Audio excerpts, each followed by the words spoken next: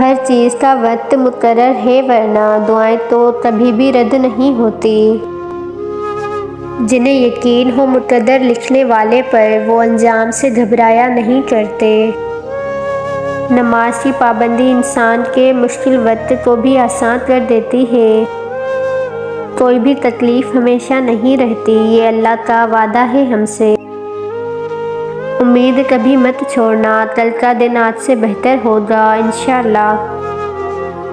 کہانی کا مکمل ہونا باقی ہے، آزمائش کے بعد معجزہ ہونا ابھی باقی ہے۔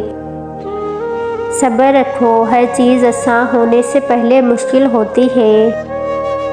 تم مجھ سے دعا کرو، وہ تمہارے لیے معجزے کرے۔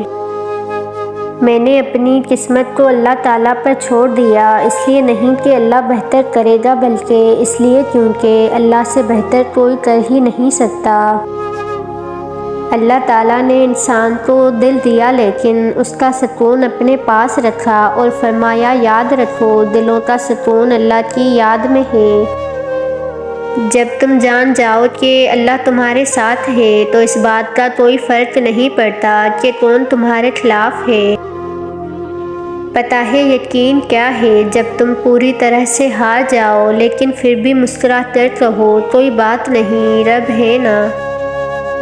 آپ صلی اللہ علیہ وآلہ وسلم نے فرمایا، دعا کے سوا کوئی چیز آپ کی تقدیر نہیں بدل سکتی، اور نیکی کے سوا کوئی چیز عمر میں اضافہ نہیں کرتی۔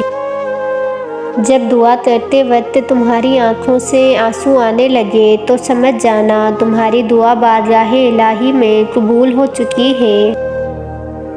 اللہ دیکھ رہا ہے کہ آپ کتنی اذیت میں ہیں اور کتنی مشکل سے صبر کو قائم رکھا ہوا ہے۔ دیکھنا بہت جلد وہ آپ کو سکون سے نواز دے گا اور آپ کے صبر کا پھل ضرور عطا کرے گا۔ سنو، مایوس مت ہونا، اگر یہ وقت آزمائش کا ہے تو انشاءاللہ اگلا وقت معجزوں کا ہوگا۔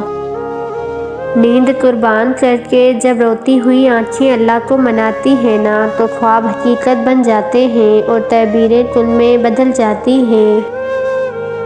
پتہ ہے اللہ کو منانا بہت آسان ہے، ایک سجدہ اور چند آنسو، اور بس وہ دو جہانوں کا بادشاہ راضی ہو جاتا ہے۔ اللہ تعالیٰ دیری انہی کے لیے کرتا ہے جن کا مانگنا اللہ تعالیٰ کو پسند آ جاتا ہے۔